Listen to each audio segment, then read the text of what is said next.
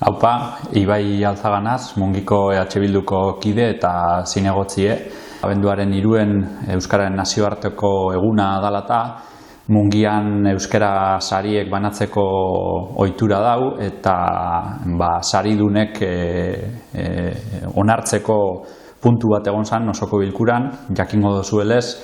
aurten euskara sarie Iñaki Orue eta Javi Etxegarairen omen zemon dire, eta puntu hori esaterako hau batez onartu izen zan. Beste alde batetik eta euskararen nazioarteko egunagaz lotute, adierazpen bat egin zeuen udalak, alderdi guztiek alan onartute. Azaroaren 25 salata beste adierazpen bat argitaratu zeuen udalak, eta hori be osoko bilkuratik pasatu zen, naiz eta berandu hau pasatu. Bi kasuetan aho batez onartu egiten ziren eta guk bietan interbentzio bat egin genduen zentzu bardinean. Azken baten olako adierazpen orokorrak edo onartzen direnean, hartzen dire eredu orokorrak. Guk egin genduen interbentzioan proposatzen genduen esan, olako adierazpenak onartzea toketan danean edo olako egunek hurbiltzen direnean, ahalegintxu bat egitea olako ereduek oinarritzat hartute be, Mungiko egoerara zeozelan egokitzeko edo ikusteko guk herri mailan dekogun errealidade zehatzera zelan ekarri aldogu zen adierazpen horrek eta ze konpromiso zehatz hartu baldogun gure errealidadetik. Eta hortik aparte, esan egon olan beste gai esanguratzurik, aprobetxatu gure gendun be kontatzeko, Bizkaiko pentsionisten mugimenduan parte dan, pentsionistak martxan plataformak, bilera ronda bat egin dauela Mungiko indar politiko desbardinekaz, euren egoera adierazteko eta dekeazen eskaera desbardinek helarazteko, eta horren ondorioz, mozio eredu bat aurkeztu zozkuen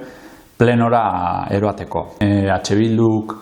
Elkarrekin Podemosek eta Zibikak erabaki gendun mozio eredu hori eztabaidara eroatea plenora. Pentsio banaketa sistema publiko bat sortzeaz berbetan dabiz, Europako gutun sozialan eskaerak betetzea eskatzen dabe eta horrek suposatzen dau lanbide arteko gitxieneko soldata 1.200 eurotara eroatea, gitxieneko pentsioa 1.080 eurotan esartzea, pentsioen igoera automatiko eta iraunkor bat esartzea beti be gitxienez KPI-aren igoeragaz batera joango dana, lan erreformak eta 2011 eta 2013ko pentsio erreformak bertan bera iztea edo gitxienez erreformen alderik kaltegarrienak ezabatzea, soldata eta pentsioen arteko genero arrakalagaz amaitzea proposatzen dabe, zigor bako aurre jubilazioa esartzea 40 urte kotizatu dabezenentzako, eta base edo EPSV edo pentsio plan pribatuek direlako horren aldeko onura fiskalak ezabatzea besteak beste. Gertatzen dana da, hor badauela Kataluniako udal batek bere sasoian 2012 okerrezpan hau independentziaren alde egindako adierazpen edo onartutako mozio bat salata,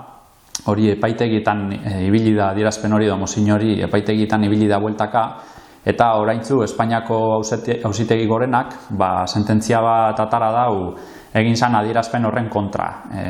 Zeozelan arrazoitzen horra aipatzen ziren hainbat puntu udalaren eskumen zuzenetik eskapatzen dabela edo udalak dekozen eskumenen ganetik dauzela horre egiten ziren hainbat adierazpen, eta hori konstituzioaren aurka doala, eskumen printzipioen aurka doala eta objetibidade eta neutraltasun printzipioen kontra doala. Eta antzadanez, sententzia horrek erabatera edo bestera udal guztieri oin eragiten dozku, hemen eskatzen diren hainbat eta hainbat gauza, badakigu ez direla udalaren eskumen zuzenak, eta sententzia hau dalata, ezinezkoa izen zan azaroko osoko bilkurara hau eztabaidara eroatea. Guk horre ikusten dugune da, arazo bat ikusten dugu eta aurrekari txar bat esarri aldala. Azken baten, askotan esaten dugu udalak direla herritarrengandik hurbilen dauzen erakundeak, eta zentzu horretan oso kezkatute ikusten dugu gure herritarrei modu zuzenean eragiten dotzien arazoa taz edo ezin berba egin izetea edo ezin eztabaidatzea edo ezin posizionamendu bat hartzea udalean bertan eta osoko bilkuretan bertan. Orduen, guk erregu bat egin genduen, kasu honetan idazkariari laguntza eskatuz, ikusteko, lehenengo eta behin ulertzeko ondo zer dan sententzia horrek esaten dauena eta zertara behartzen gaituen, eta ikusteko zelan egin aldogun edo zelan egin bardan ametik aurrera mozioak eztabaidara eroateko, eduki ezelakoa izan bardan edo ze irizpide jarraitu behar dugu zen eztabaidara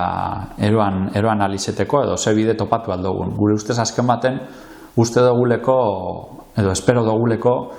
eduki arazo bat baino forma kontue eta teknizismo kontue izetea.